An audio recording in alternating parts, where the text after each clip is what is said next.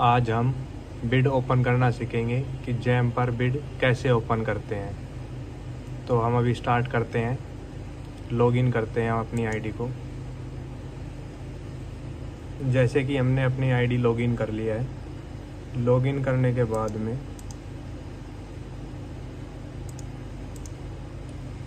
हम डैशबोर्ड में जाएंगे। डैशबोर्ड में जाने के बाद हम लिस्ट ऑफ बिड में जाएंगे। लिस्ट ऑफ बिड खोलने पर कुछ ऐसा इंटरफेस आपके सामने आएगा। जो पहले नंबर पे आ रही है, ये हमारी बिड आज ओपन हो रही है। यहाँ पे दिखा रहा है 22/7/2025 9 AM। हम अभी अपनी बिड को ओपन करेंगे। Open technical bid, open technical bid.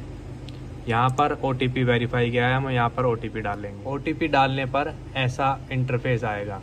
यहाँ पर हमें सेल्फ एवेलेटर कर देते हैं।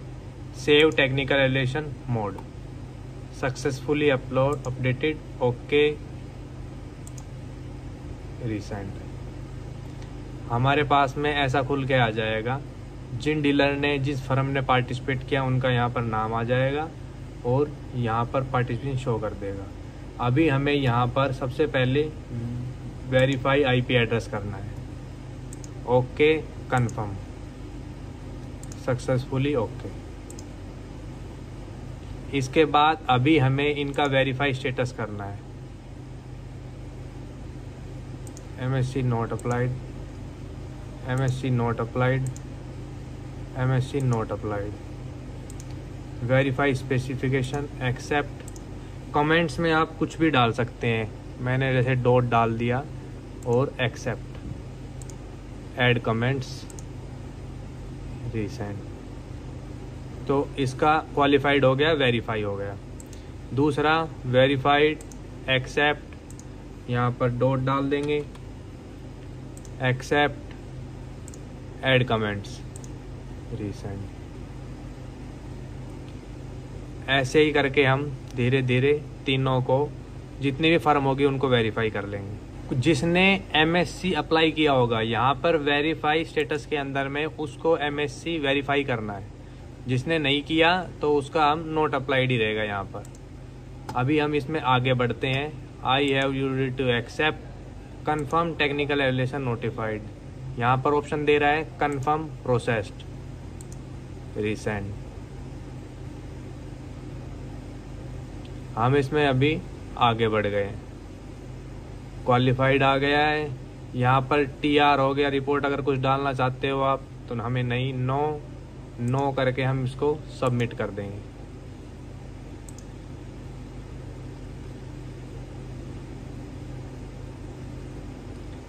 सबमिट करने के बाद अभी हम खोलेंगे फाइनेंशियल बिड।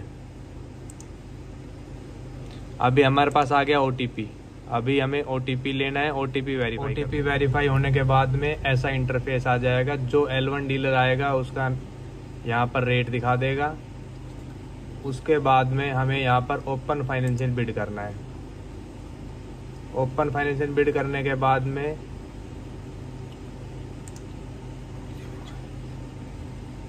हम क्रिएट डिमांड ड्राफ्ट कर देंगे। उसके बाद में यस, बिड अवार्डेड हो गया। अवार्ड होने के बाद में ऐसा शो करेगा। उसके बाद हम इसे आगे प्रोसेस करेंगे, कंटिन्यू करने के बाद में यहाँ पर हमें CFA अपलोड करना है। तो CFA अपलोड करने से पहले हमें ये देखना है कि वो यूनिट पेमेंट है या PCDA पेमेंट है। तो हमारा जो बिल है वो PCDA पेमेंट है, इसलिए हम यहाँ पर PCDA सिलेक्ट करेंगे, ओके। उसके बाद हम यहाँ पर भरेंगे कि हमारा अप्रूवल अथॉरिटी कौन है। तो हम यहाँ पर HOD डाल देंगे, हेड ऑफ। उसके बाद में यहाँ पर अप्रूवल कौन है, जैसे कमांडिंग ऑफिसर है तो कमांडिंग ऑफिसर आ जाएगा, या OC है तो ऑफिसर कमांडिंग आ जाएगा।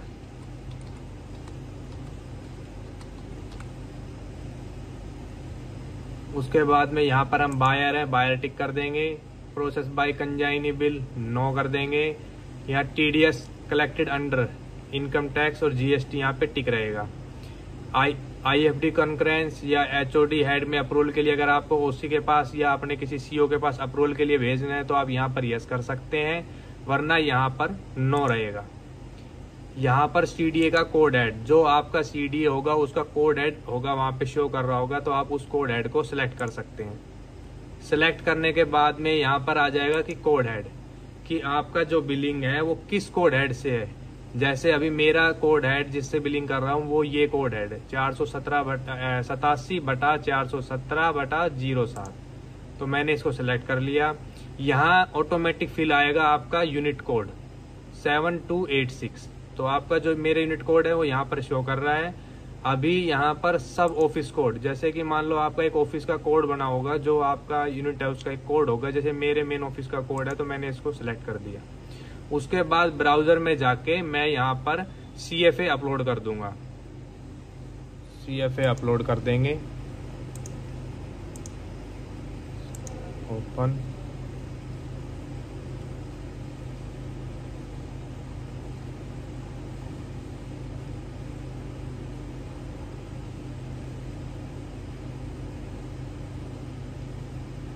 अपडेट करने के बाद हम यहाँ पर इसको कंटिन्यू कर देंगे।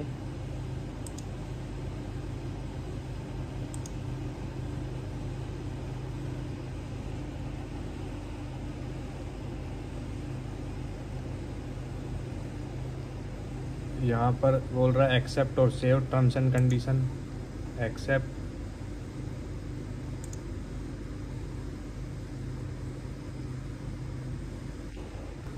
OTP वेरीफाई, यहाँ पर OTP आ जाएगा, हम OTP सबमिट कर देंगे।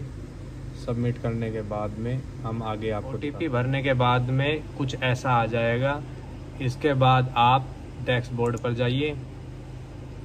डैशबोर्ड पर जाने के बाद हम प्रोडक्ट्स ऑर्डर में आएंगे, ऑल कॉन्ट्रैक्ट। जो हमने अभी ऑर्डर कंफर्म किया है वो ये था, हमने इस ऑर्डर को कंफर्म कर दिया है। अभी डीलर इसको एक्सेप्ट करेगा और ऑर्डर डिस्पैच करेगा। तो आगे का हम पार्ट 3 के अंदर में आपको बताएंगे कि ऑर्डर डिस्पैच के बाद में कैसे काम होता है।